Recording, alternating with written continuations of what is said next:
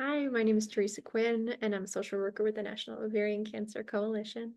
And today we're going to talk a little bit about one of my favorite coping strategies, which is this idea of externalizing feelings and sensations.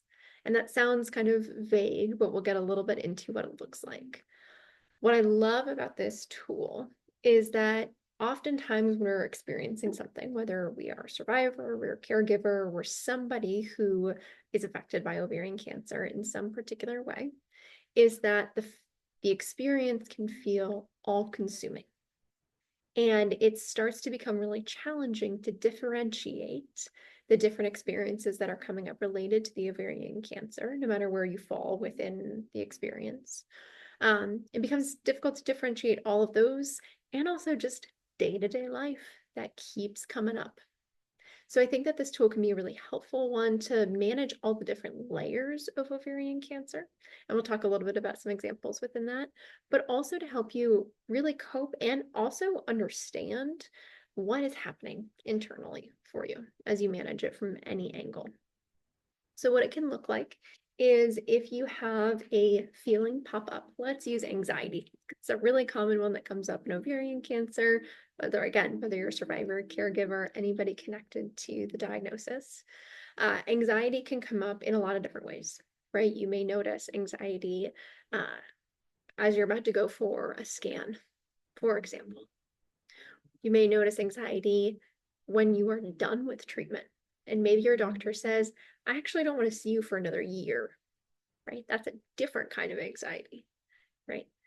And yet another kind of anxiety can be dealing with a recurrence. And again, those are from the survivor angle, but you can think about them in the context of anybody connected to somebody with ovarian cancer. So there's lots of different contexts that this may come in. And you may notice that there's kind of a different component to anxiety within each of those examples. So for example, when I just named, scan anxiety, if you're a survivor, you probably have a very particular embodied understanding of that type of anxiety. And the externalizing piece that I want to ask you, and whether or not you're a survivor, you can do this exercise, is when you think about anxiety, if it were a color or a shape, what color or shape would it be? If it had a texture or a temperature, what would those be? If it's there a size of it, is it huge and like surrounding you like a bubble? Or is it this like sharp and tiny little annoying thing that lives in your body? Where is your body in relation to it? Is it within you? Is it all around you? Does it feel like the water you're swimming in? You can do this exercise and ask these questions of literally any feeling or experience you have.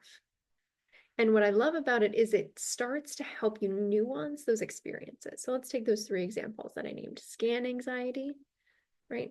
The anxiety of your doctor telling you you're doing well and they actually don't want to see you for a while after treatment because you're doing so well. And then the anxiety of a recurrence, right? Or getting that news of a recurrence. Those are probably three very different experiences, right? So I've had folks before, in my therapy practice describe their scan anxiety or their cancer in general, because you can also do this with an experience, right? If your ovarian cancer was like a character in your life, how would they show up?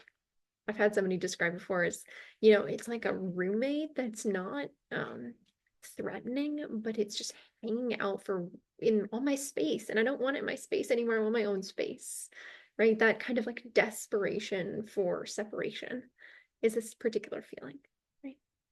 Or related to, your doctor saying, you're doing really well. I don't want to see you anymore. That may feel like, a angsty teenager that's showing up and is kind of indifferent towards things, right? Or is kind of irritated all the time, right? Because they're nervous, but they don't know how to express it. Or a recurrence, right?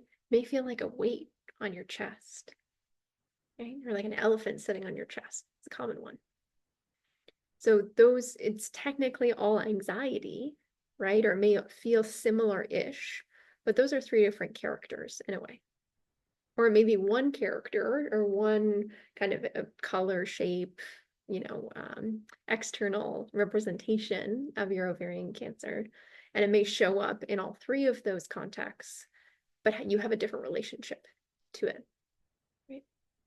So I want you to play around with this tool, this externalizing tool. Again, any emotion you can do this with, any experience your own ovarian cancer, right? Or if you're a caregiver, kind of anticipatory anxiety, right? Or anticipatory grief, or trying to understand somebody else's experience, right? You can do the same exercise with that. And the point of it is really to create some separation from those feelings and those experiences.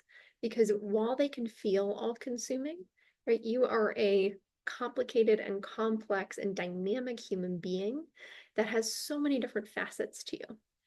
And while it can feel overwhelming, we want to show your nervous system that you have the ability to have a relationship to those feelings or to that experience, to anxiety, to ovarian cancer. You can have a relationship to it, that it doesn't have to consume you, that it doesn't have to be you. You are not your cancer. So I want you to play around with this idea. Notice as you play around with it, how does that feeling show up? If it's a color or shape, right? I've heard somebody describe, their anxiety as like, it's a red spiky ball that lives in my chest. Okay, how big is the ball today, right? If it feels like it's taking up my chest today, and then the next day we check in and it's kind of half the size, right? That's just information for us. What's the difference between yesterday and today? Anxiety especially can feel like it's living with us always, or it's just a constant. So this exercise is also a way to notice the subtlety, notice the difference, and notice the nuances and changes over time. It's almost like a little mini assessment tool for yourself. So play around with it. Again, some of those questions could be, if it were color or shape, if it were a character in a movie, how would it show up? Would it be loud or really quiet? Would it whisper or yell? What would it wear? What would it smell like? Does it have kind of a nasally voice or a really deep voice? Are you frightened of it? Do you want it to go away? Does it feel annoying to you? Does it feel all of that at the same time? So to kind of imagine and play around with it. If it's living in your body, where is it living in your body today? That can be a single check-in question for yourself when you wake up. Play around with this tool, see how it feels for you, and remember that you are not these experiences. You are so much more dynamic than that. And we want to see that you can have a relationship to these experiences and emotions.